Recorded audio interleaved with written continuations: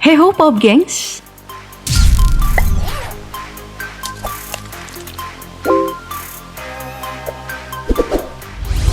Dalam dunia sepak bola, epic comeback menjadi salah satu bumbu yang paling gurih. Di mana satu tim tertinggal sangat jauh, tiba-tiba membalikkan keadaan dan menjadi pemenang di menit-menit terakhir. Dan dari semua momen epic comeback di Piala Dunia, berikut ini yang paling banyak menguras emosi.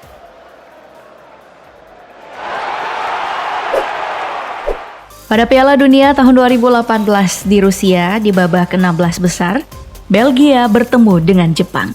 Babak pertama mereka imbang 0-0. Hingga babak kedua, Jepang memberikan kejutan di menit-menit awal. Unggul di menit ke-48 lewat tendangan dari Genki Haraguchi.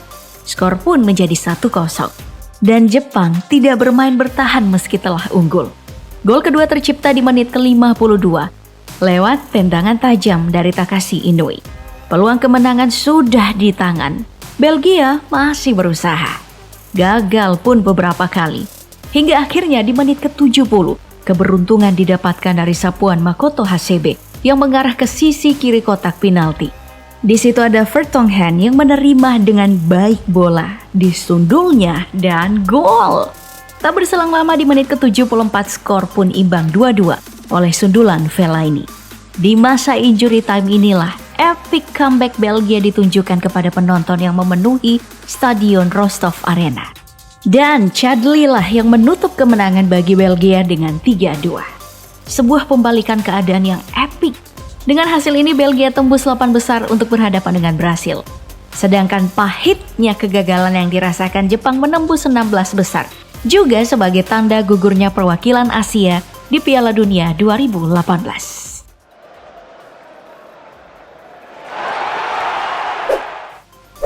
Kepahitan yang dirasakan Jepang di babak 16 besar Piala Dunia 2018 seperti mengulang kepahitan yang terjadi pada Piala Dunia 2006 di Jerman. Pertandingan pertama penyisihan grup F, Shunsuke Nakamura dan kawan-kawan bertemu dengan Australia. Bertanding di Stadion Fritz Walter, Jepang pun mulai memberikan kejutan di menit-menit awal. Shunsuke Nakamura mencetak gol pada menit ke-26. Jepang unggul 1-0 hingga babak pertama berakhir. Di babak kedua, pertandingan berlangsung sangat sengit. Peluang demi peluang terjadi dari dua tim sampai menit-menit akhir. Hingga akhirnya, Cahill yang baru masuk dari kursi cadangan mencetak gol di menit ke-84 yang tak bisa dihalau oleh pemain Jepang. 5 menit kemudian, Cahill kembali mencetak gol pada menit ke-89. Tim Australia merayakan gol ini dengan sukacita. Betul-betul pembalikan situasi yang sangat epik. Di akhir-akhir pertandingan seperti ini sangat dramatis. Tidak berhenti, sentuhan terakhir pun dibuat oleh John Aloisi.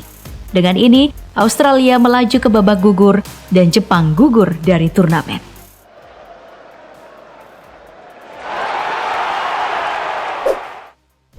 Pada Piala Dunia tahun 2002 di Jepang dan Korea Selatan, ada satu pertandingan yang sangat berkesan, di mana Korea Selatan bertemu dengan Italia di babak 16 besar. Korsel kala itu sudah senang dengan kemenangan di fase grup. Sedangkan Italia yang diunggulkan babak belur melewati fase grup. Mereka bertemu di Stadion Daejeon yang dipenuhi penonton Korsel yang membawa spanduk mengintimidasi yang bertuliskan Again 1966. Mengingatkan Italia pada memori kelam Piala Dunia 1966 di mana Italia gagal di babak penyisihan setelah takluk oleh skuad Korut 01. Baru berjalan 4 menit, Korsel langsung dihadiahi penalti setelah Panucci menjatuhkan Seol Ki-hyun di kotak terlarang. Beruntung, Buffon langsung menepis tendangan An Jung-hwan. Bertaburan bintang dan masih bersama dengan para angkatan emas, Italia menunjukkan kelasnya lewat sepakan pojok Totti yang disambut sundulan Ferry. 0-1. Frustasi supporter Korsel mulai terlihat, namun tak disangka di menit-menit akhir skor imbang 1-1 oleh tendangan Seol Ki-hyun di menit ke-88. Babak tambahan dimulai. Celaka bagi skuad Gli Azzurri, Totti dapat kartu kuning kedua di menit 103. Italia bermain hanya 10 orang saat itu. Panik pun melanda. Menit ke-117, An Jung-hwan menggagalkan langkah Italia lewat cetakannya. Comeback ini dianggap epik oleh supporter Korea, tapi tidak dengan dunia. Moreno, wasit yang memimpin kala itu, dianggap sebagai dewa pelindung bagi Korsel, dan kemenangannya dianggap tak sah bagi Italia.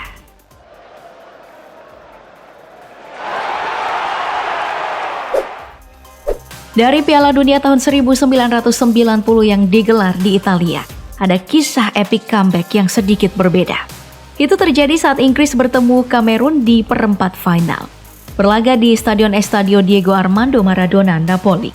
Inggris mengawali kemenangan di menit ke-26 lewat umpan Pearce yang dikonversi menjadi gol oleh sundulan Platt. Menit ke-62 Kamerun menyamakan posisi lewat penalti dari Koundé. 3 menit kemudian Kamerun unggul 2-1 lewat umpan manis dari striker ajaib Roger Milla yang dimanfaatkan dengan cantik oleh Ekeke. Nyaris tumbang dan sudah kewalahan.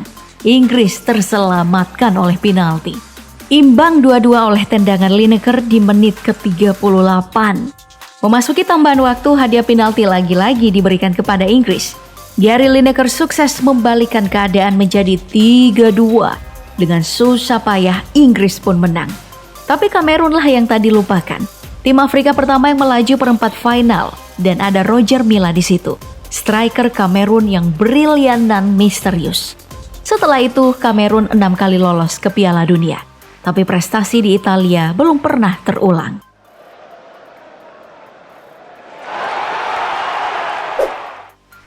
Mundur lagi ke Piala Dunia tahun 1982 di Spanyol.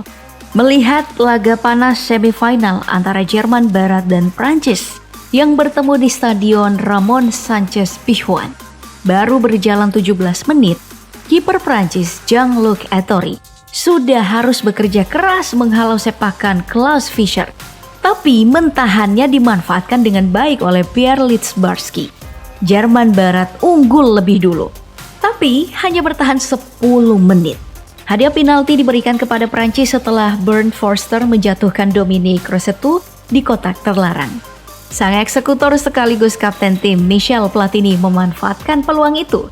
Imbanglah 1-1 bertahan sampai babak pertama kelar. Babak kedua dimulai, kejadian kontroversi terjadi. Patrick Battiston bertabrakan dengan Schumacher, membuat gigi Battiston patah dan cedera tulang yang parah. Tensi permainan meningkat setelah itu. Tapi skor 1-1 tidak berubah. Babak tambahan 2 kali 15 menit melanjutkan permainan. Marius Tresor membobol gawang Schumacher lewat tendangan cantik. 6 menit kemudian, sepakan keras dari Alan Giresse kembali membuat Schumacher bersungut. 3-1 pun untuk Prancis. Menit ke-102, Jerman Barat bangkit lewat gol dari Karl-Heinz Rummenigge yang membelokkan umpan Littbarski. Dan keadaan benar-benar terbalik saat Klaus Fischer mencetak gol lewat tendangan saltonya di perpanjangan waktu kedua menit ketiga. Epic comeback yang tak terduga sekaligus menguras energi seisi stadion. 2 kali perpanjangan, 6 gol tercipta dan diakhiri dengan penalti. Prancis harus mengakui kemampuan para algojo Jerman Barat di adu tos kali ini. Dan Jerman Barat memperlihatkan epic comeback yang gak main-main. Tontonan yang sangat menarik. Nah, apakah Piala Dunia 2022 Qatar akan semenarik ini? Mari kita nantikan bersama. Jangan lupa cemilan dan minumannya ya.